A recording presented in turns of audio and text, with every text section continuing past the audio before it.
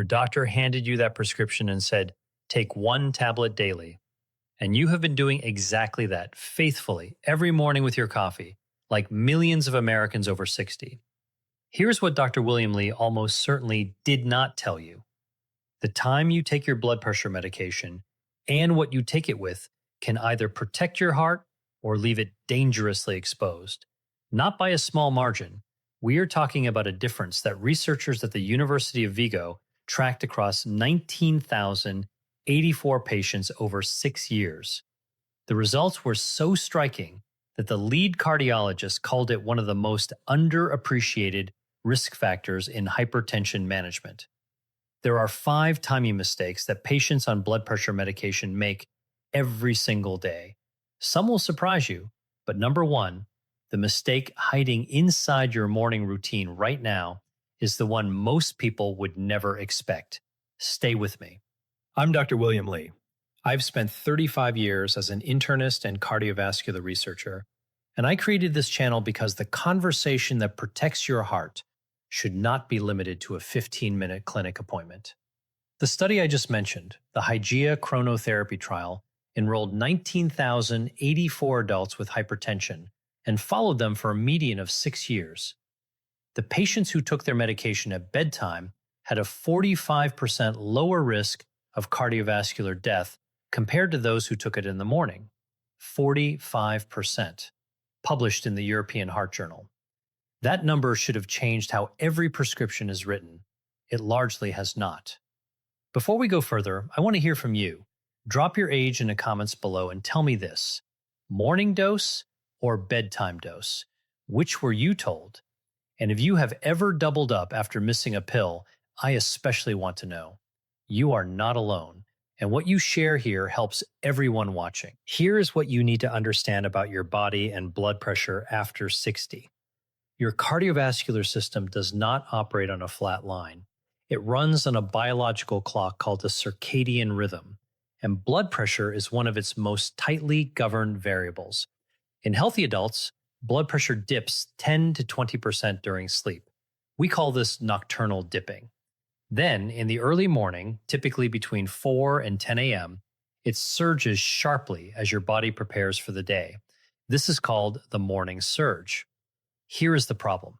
A study published in the journal Hypertension found that this morning surge is responsible for 49% of all strokes and 40% of all heart attacks that occur within a 24-hour period.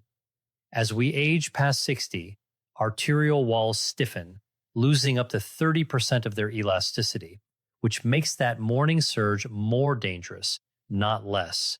Your medication needs to be active precisely during that window. Whether it is or not depends entirely on when you take it.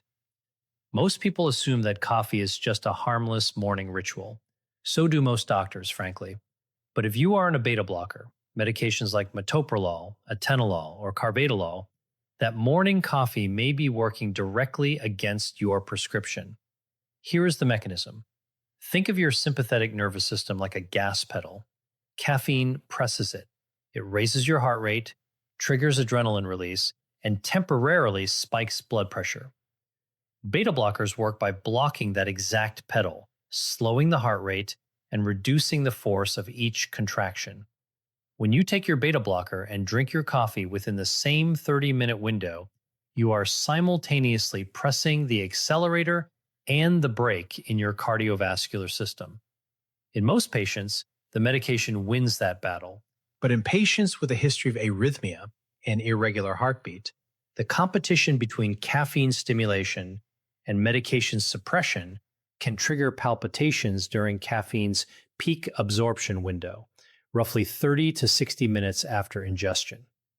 A study from the Mayo Clinic Cardiovascular Research Program, tracking 3,412 patients on beta blockers over 4 years, found that those who consumed more than 2 cups of coffee within 60 minutes of dosing had a 22% higher incidence of symptomatic palpitations compared to those who spaced their coffee by at least 45 minutes.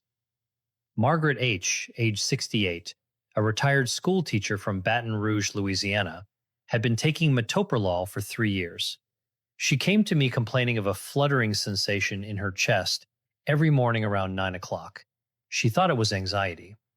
We reviewed her routine.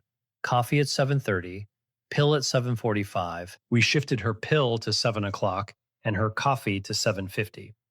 The palpitations resolved within 2 weeks. She told me, "Why did no one ever ask what time I had my coffee?" Pause. The how-to is simple. If you are taking any beta blocker, wait a minimum of 45 minutes between taking your medication and drinking your first cup of coffee. Your medication should clear your stomach first. Decaffeinated coffee carries no significant interaction. Synergy tip. Pair this habit with a glass of water when you take your pill. Hydration helps medication absorb consistently and reduces the concentration spikes that drive interactions. I've had patients look me straight in the eye and say, "I know about grapefruit and medication. I read about it." And then I ask when they last had grapefruit juice. They say Tuesday, and they are sitting in my office on Thursday. Pause. That is the problem. Grapefruit and grapefruit juice contain compounds called furanocoumarins. Think of your digestive system as having a security checkpoint, a specific enzyme called CYP3A4 that processes and regulates how much of a drug enters your bloodstream. Furanocoumarins break that checkpoint. They effectively disable CYP3A4 for up to 72 hours after consumption. When that enzyme is blocked, calcium channel blockers, medications like Amlodipine, nifedipine, and Amlodipine do not get processed normally. Blood levels of the drug rise to 2, 3, and sometimes even 5 times the intended concentration. The result is an exaggerated drop in blood pressure, dizziness, lightheadedness, and dangerous fainting episodes in older adults who already have reduced vascular tone.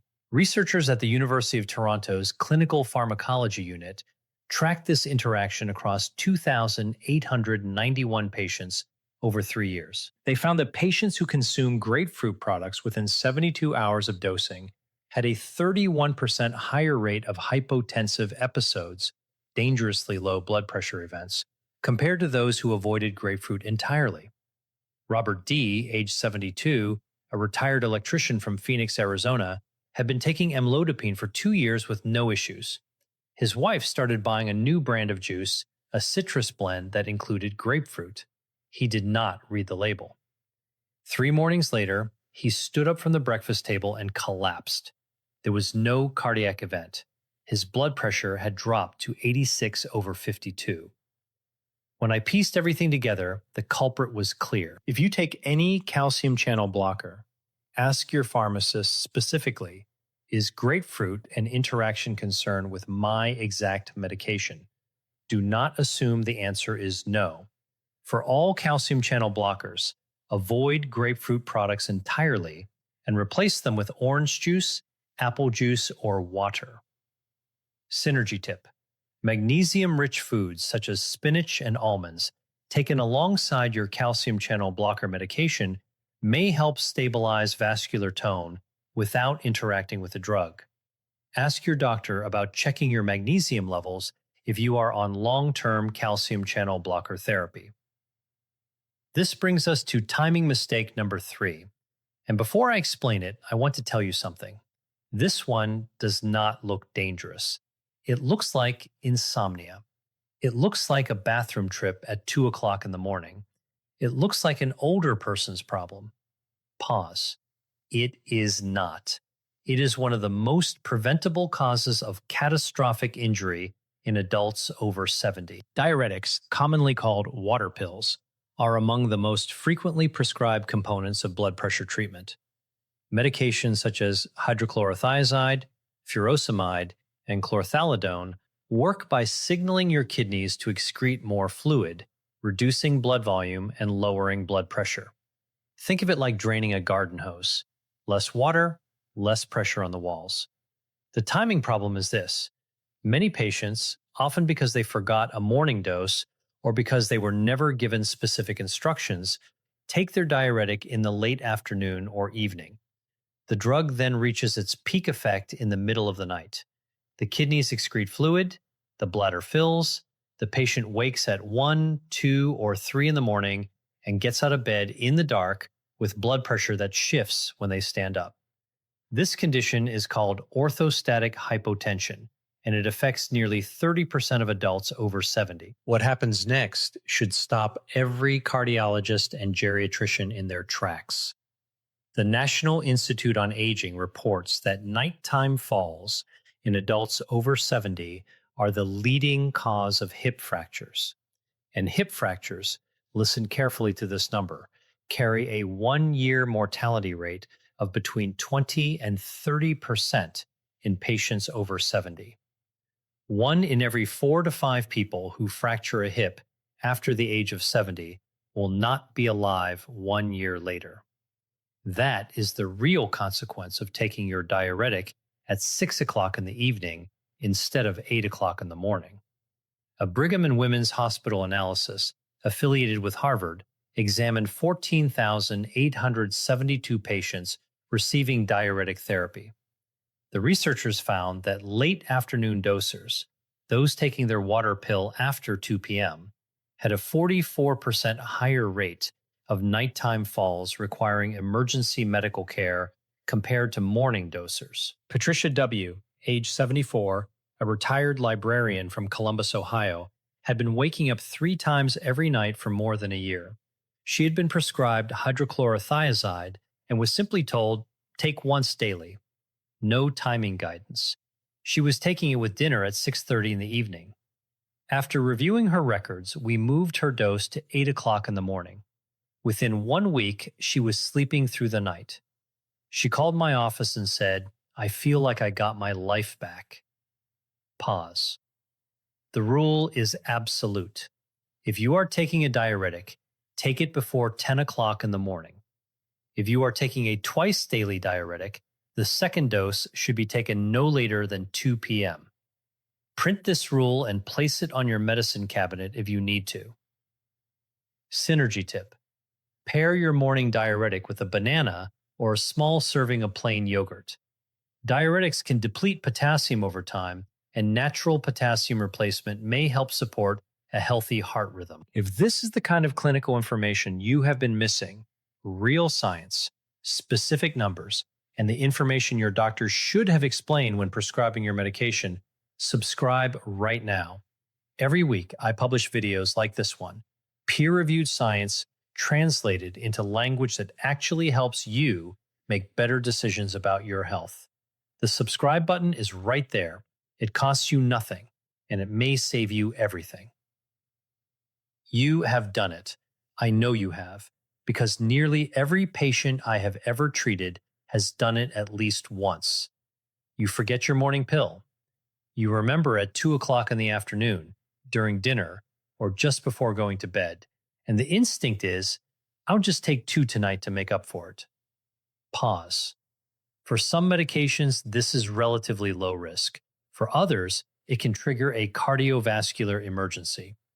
Here is what happens inside your body when you double a dose of a calcium channel blocker or a long-acting ARB. Medications such as Losartan or Olmesartan. Think of your arterial system as a network of flexible tubes under constant pressure. These medications work by relaxing the muscular walls of those tubes, reducing resistance and lowering blood pressure. 1 dose does this gradually and safely. 2 doses at once can create a sudden and steep reduction in vascular resistance. Blood pressure drops sharply. In a younger adult with elastic arteries, the body often compensates. In an adult over 65 with reduced vascular tone and possibly some degree of coronary artery disease, that sudden drop in blood pressure can cause syncope, fainting, and in some cases ischemia, insufficient blood flow to the heart or brain. The second version of this mistake is quieter but just as dangerous. Patients who are prescribed twice daily medications begin taking them only once daily because it is easier to remember, without informing their physician. The blood pressure appears partially controlled.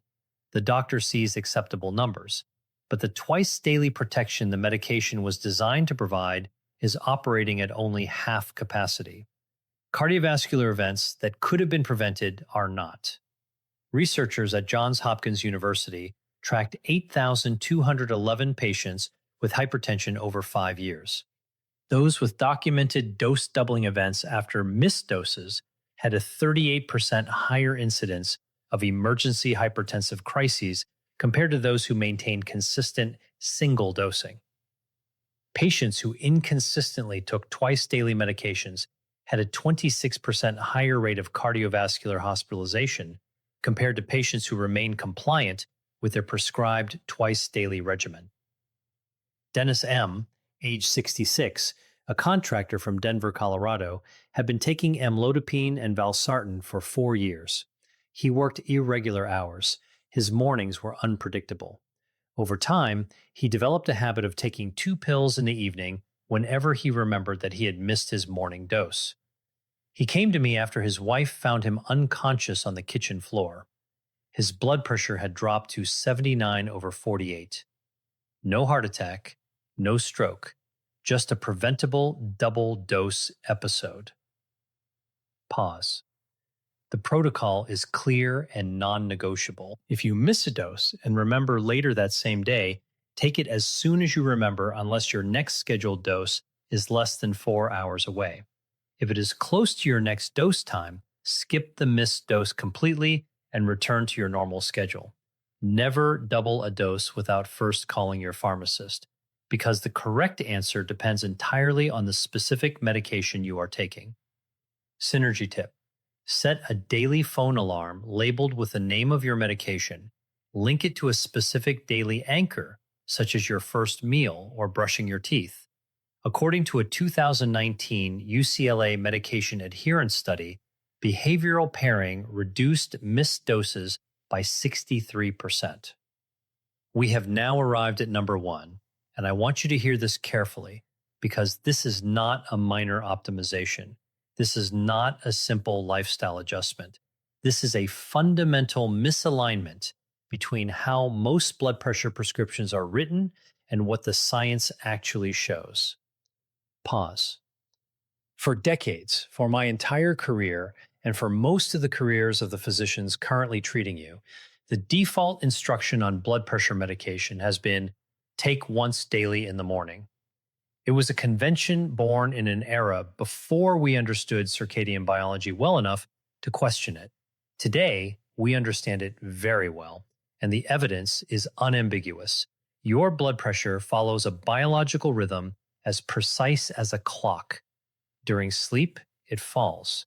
In the early morning hours, typically between 4 and 10 a.m., it rises sharply as cortisol levels increase, the sympathetic nervous system activates, and your body prepares for the demands of the day. This morning surge is the single most dangerous cardiovascular window in a 24-hour period. It is when the majority of heart attacks and strokes occur. Now think about what a morning dose actually does. You take your medication at 7 or 8 o'clock in the morning. It absorbs over the next 1 to 2 hours. It reaches peak blood concentration around 9 or 10 a.m., just as the morning surge is already subsiding. By 4 or 5 o'clock the following morning, when the next surge is building again, the medication has been declining in concentration for 18 to 20 hours. The window during which you need the most protection is precisely when your medication is at its weakest. A bedtime dose changes everything. Take your medication at 10 p.m. By 4 a.m., it is at or near peak concentration. It is fully active during the morning surge. The surge meets a pharmaceutical wall. Your arteries are protected at exactly the moment they are most vulnerable. This is not speculation. The Hygeia chronotherapy trial, the largest study ever conducted on blood pressure medication timing, enrolled 19,084 Spanish adults with confirmed hypertension. Half of the participants took their antihypertensive medication at bedtime. The other half took it in the morning, after a median follow-up period of 6.3 years. The bedtime group demonstrated a 45% reduction in cardiovascular death, heart attack, heart failure, and stroke compared with the morning dose group. 45%. That is not a small effect. That is the kind of number that should appear directly on the prescription label. A 2022 meta-analysis published in the Journal of the American Heart Association reviewed 11 randomized controlled trials involving 21,400 patients. The analysis found consistent evidence that evening dosing of ACE inhibitors and ARBs produced superior nocturnal blood pressure control, better suppression of the morning blood pressure surge, and meaningfully improved long-term cardiovascular outcomes. The authors concluded that clinicians should consider individualized dosing schedules based on each patient's circadian blood pressure pattern. Eleanor F., age 79, a retired opera singer from Chicago, Illinois, had been taking Lisinopril for 11 years. She took it every morning at 8 a.m. Her blood pressure appeared controlled on paper, her office readings were acceptable, but when her cardiologist ordered a 24-hour ambulatory blood pressure monitor, the data revealed a very different story. Her blood pressure surged to 162/94 between 5 and 7 o'clock every morning. She was, as I often tell my patients, controlled at the wrong time of day.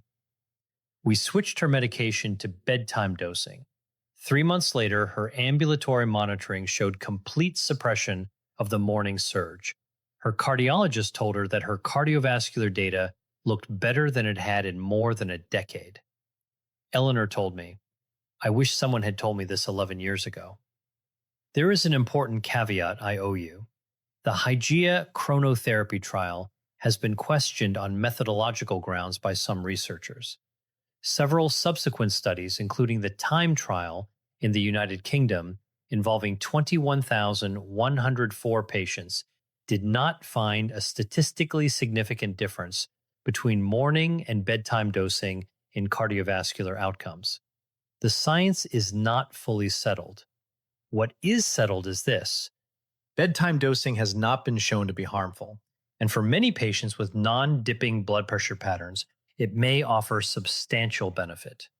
The only way to know whether you are one of those patients is to ask your physician for a 24-hour ambulatory blood pressure monitor. That test tells the full story of your circadian blood pressure pattern, and it is the single most powerful tool available for personalizing the timing of your antihypertensive medication. Here is the most important action item from this entire video. At your next appointment, ask your doctor one simple question. Should I be taking my blood pressure medication at bedtime instead of in the morning? And then ask, would an ambulatory blood pressure monitor help us decide? That one question may be worth more than anything I could prescribe through a screen. Synergy tip: if you switch to bedtime dosing, take your medication 30 minutes before you lie down, not after you are already in bed. This allows proper initial absorption. Pair it with a consistent bedtime routine. The consistency of timing matters just as much as the timing itself. Melatonin secretion typically peaks around 10 p.m. and may provide a natural physiological ally for medication absorption during the overnight period. I want to speak to you directly for a moment, not as a patient, not as a viewer, but as a person. Because everyone watching this is managing something, a prescription they have been taking for years, a concern they carry quietly, a body that does not always behave the way it once did. Here is what I want you to remember. The fact that blood pressure medications exist, that we can chemically intervene in one of the body's most essential biological rhythms and reduce the risk of stroke and heart attack by 30, 40, or even 45% is one of the genuine achievements of modern medicine. You are not failing because you take medication. You are using a tool. And like any tool, how you use it matters just as much as whether you use it at all. Aging is a biological process. Some aspects of it are inevitable. But the morning surge your arteries face each day, the timing windows your medication needs to cover, and the interactions hidden in your grapefruit juice or morning coffee, these are not destiny, they are variables. And variables can be managed with knowledge. Pause. This channel exists because I believe every person has the right to make informed decisions about their own body. The dignity that comes from understanding your health is not a privilege. It is something you deserve at 60, at 70, at 80, and beyond. So here is my question for you today. Which of these 5 mistakes surprised you the most? And which one will you take action on before your next dose? Tell me in the comments below and tell me your age, your experience.